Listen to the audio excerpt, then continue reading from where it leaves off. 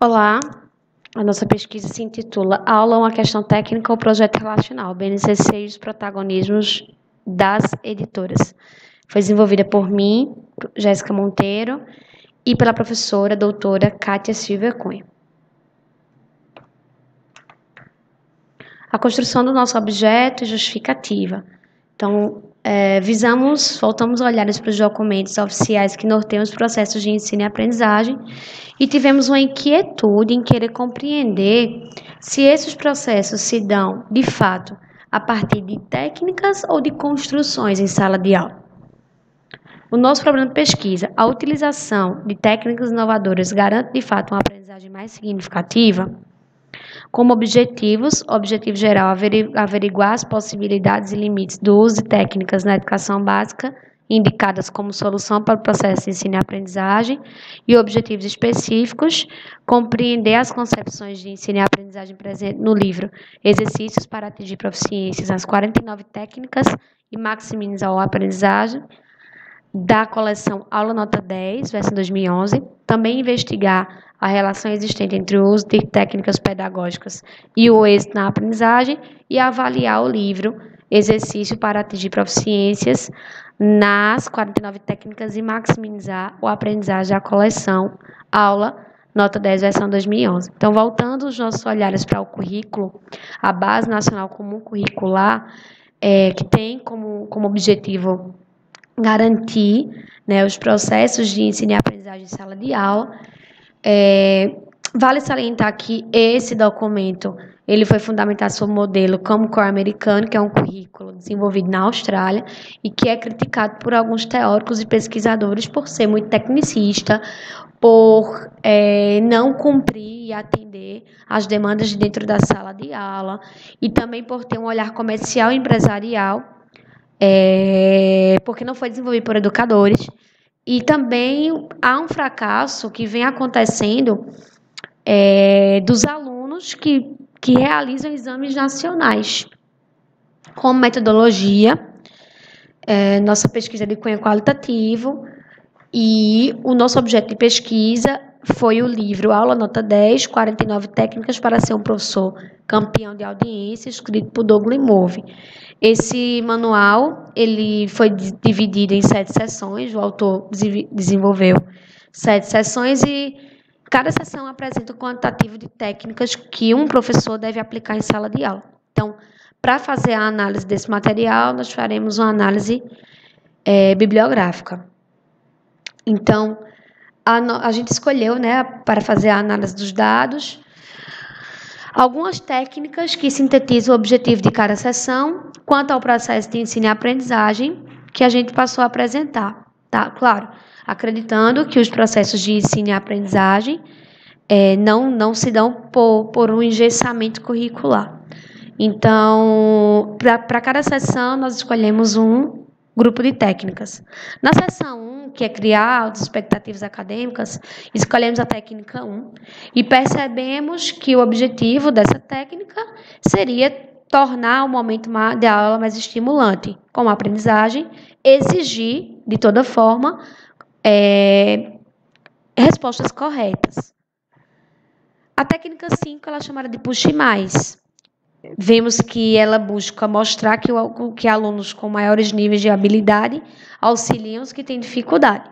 Como aprendizagem, a gente percebe que é exigido, a partir dessas exigências, aumentar a confiabilidade desses alunos, premiando respostas corretas com mais desafios. Na seção 2, que é planejar para garantir um bom desempenho, a técnica 7, ela tem como objetivo um planejamento funcional e eficaz, como assim ela é dita, e aí a gente vê que ela também apresenta que para a aprendizagem propicia uma compreensão mais aprofundada. A técnica 10 dessa seção busca ampliar a habilidade docentes e, como aprendizagem, acompanhar os níveis de sucesso sobre o assunto lecionado. Na seção 3, que é voltada para aulas, a estrutura de aulas, a técnica 14, ela exige que o aluno, na sala de aula, copie exatamente como está no quadro, e como aprendizagem, o autor aponta despertar perspectiva sobre aquele conhecimento. Na técnica 19, mais uma vez, fala da repetição, né? E que essa repetição, segundo o autor, pode levar à maestria.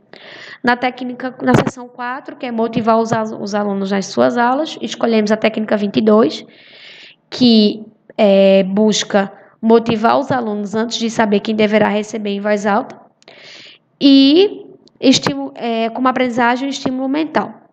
Na técnica 24, todos juntos, você pergunta na aula e toda a turma responde. E com a aprendizagem, reforçar tanto o automatismo como a compreensão de um jeito que a maioria dos alunos vai achar divertida, né, segundo o autor.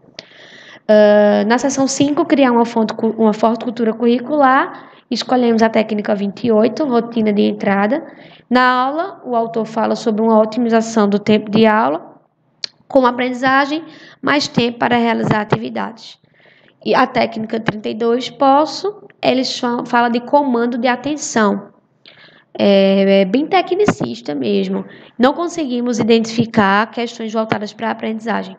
Na seção 6, que é estabelecer e manter altas expectativas de comportamento, fala sobre padrão 100%, com a técnica, escolhemos a técnica padrão 100%, e na aula, fazer 100% do que pediu durante 100% do tempo de aula.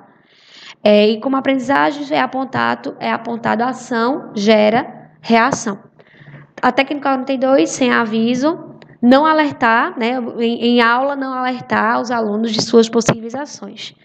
E causar um certo medo, né, mostrando que haverão consequências. Na seção 7, que é a última seção, fala sobre construir valores de segurança, então escolhemos a técnica 45, que é cordial e rigoroso. Em sala de aula, é exigir o ser cordial e rigoroso, como uma maneira de cativar e respeitar o próximo. E como aprendizagem, se é que a gente pode apontar como aprendizagem, o desenvolvimento de respeito. A técnica 46, que é fator A, é chamado de fator A, em aula é celebrar a aprendizagem. E aí, ele dá o exemplo, né, como aprendizagem geral, o aluno compreender que abre e fecha como torneira. O aluno ele se abre e ele se fecha na aprendizagem.